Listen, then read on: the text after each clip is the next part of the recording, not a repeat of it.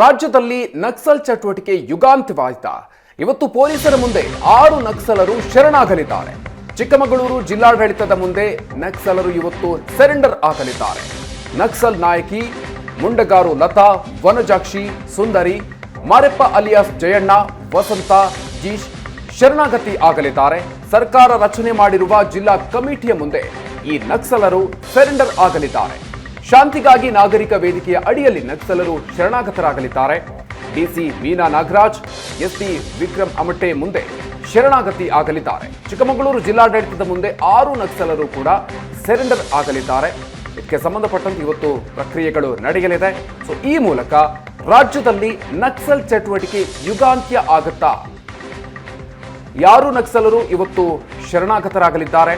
ಚಿಕ್ಕಮಗಳೂರು ಜಿಲ್ಲಾಡಳಿತದ ಮುಂದೆ ನಕ್ಸಲರ ಶರಣಾಗತಿ ಪ್ರಕ್ರಿಯೆ ನಡೆಯಲಿದೆ.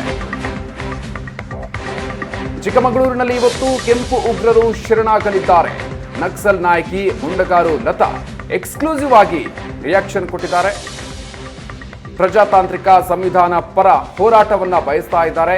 ಕೊನೆ ಉಸಿರು ಇರೋವರೆಗೂ ಹೋರಾಟವನ್ನ ಮಾಡ್ತೀವಿ,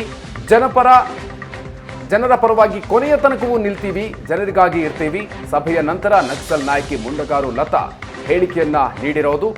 ಕರ್ನಾಟಕ, ಕೇರಳ, ತಮಿಳುನಾಡಿನ 6 ಮಂದಿ ಚರ್ಚಿಸಿದ್ದೀವಿ. ಸರ್ಕಾರ ಕೊಟ್ಟ ಭರವಸೆಗಳನ್ನ ಈಡೇರಿಸುವಂತ ನಂಬಿಕೆ ಇದೆ. ಅಲ್ಲಿನ ಸ್ಥಿತಿಗತಿಗಳ ಬಗ್ಗೆ ಸಮಿತಿಯವರು ಮನವರಿಕೆ ಮಾಡಿಸಿದ್ದಾರೆ ಅಂತ ನಕ್ಸಲ್ ನಾಯಕಿ ಹೇಳಿಕೆಯನ್ನ ನೀಡಿರೋದು. ನಾವು ಕರ್ನಾಟಕದವರು ಮತ್ತು ಕೇರಳ, ತಮಿಳುನಾಡು 6 ಜನ ಕಾಮ್ರೇಡ್ಸ್ ನಾವು ಮುಖ್ಯವಾಹಿನಿಗೆ ಬರಬೇಕು ಅಂತೇಳಿ ಒಂದು ಡಿಸೈಡ್ ಮಾಡಿ ನಾವೀಗ ಡಿಸ್ಕಷನ್ ಒಂದು ರೌಂಡು ಮುಗಿಸಿದ್ವಿ. ಅದೇ ರೀತಿಲಿ ನಾವು ಫಸ್ಟ್ ಡಿಸ್ಕಷನ್ ನಮಗೆ ಪಾಸಿಟಿವ್ ಆಗಿರುವಂಥ ನಾವು ಇಟ್ಟಿರುವಂಥ ಡಿಸ್ಕಷನ್ನ ನಾವು ಒಂದು ಹಂತದಲ್ಲಿ ಡಿಸ್ಕಷನ್ ನಡೆದಿದೆ. ಇವಾಗ 2ನೇ ರೌಂಡು ನಮಗೆ ಡಿಸ್ಕಷನ್ನು ನಡೀತಾ ಇದೆ. ಇದರಲ್ಲಿ ನಮಗೆ 2 ಸಮಿತಿಯವರು ನಮ್ಗೆ ಬಂದು ಅಲ್ಲಿ ಏನು ನಡೆದಿರುವಂಥ ವಿಷಯಗಳನ್ನೆಲ್ಲ ನಮಗೆ ಅಂಡರ್ಸ್ಟ್ಯಾಂಡ್ ಮಾಡಿಕೊಟ್ಟಿದ್ದಾರೆ. ಅದು ನಮಗೆ ಒಂದು ಒಟ್ಟಾರೆ ಇಲ್ಲಿ ಎಲ್ಲ ಸಿಚುವೇಶನ್ ನೋಡಿದಾಗ ಭಾಳ ಪಾಸಿಟಿವ್ ಆಗಿರುವಂಥ ಒಂದು ವಿಷಯ ಅಂತೇಳಿ ನಮಗೆ ಒಂದು ಖುಷಿನ ತಂದಿದೆ.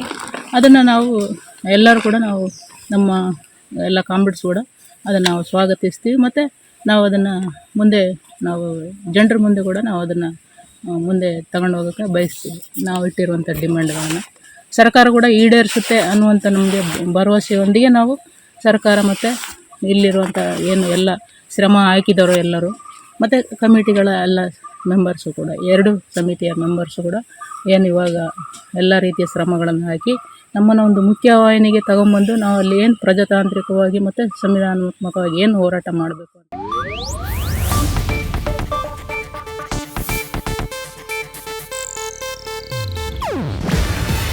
ಇದು ಏಷ್ಯಾನೆಟ್ ನ್ಯೂಸ್ ನೆಟ್ವರ್ಕ್ ಪ್ರಸ್ತುತಿ. ನೀವು ನೋಡ್ತಿದ್ದೀರಾ ಏಷ್ಯಾನೆಟ್ ಸುವರ್ಣ ನ್ಯೂಸ್.